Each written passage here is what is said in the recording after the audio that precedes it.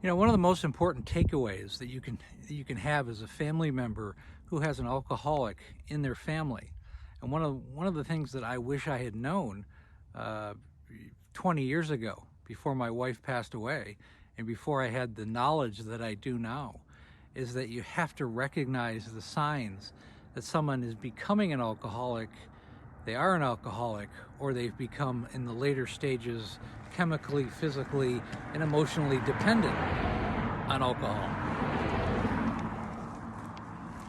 If you have the ability to understand what's going on, if you have a loved one, number one, the biggest red flag is if they're drinking in isolation. They go up to their bedroom and they drink. They hide what they're drinking.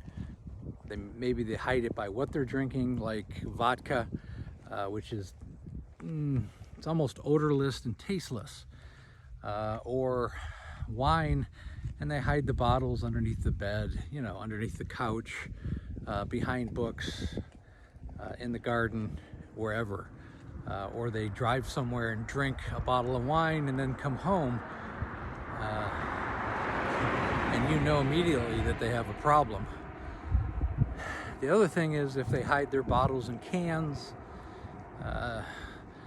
you know, just the whole denial aspect behind it.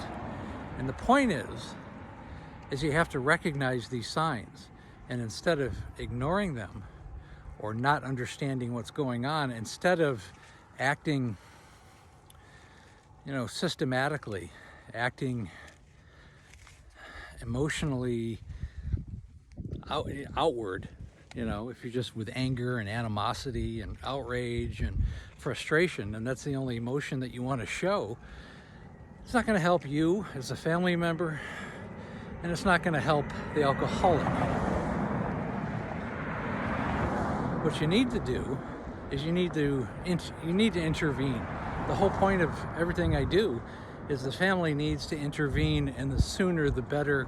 The harder and the stronger they intervene, the better the chances that that person's going to survive, and the family can be whole again.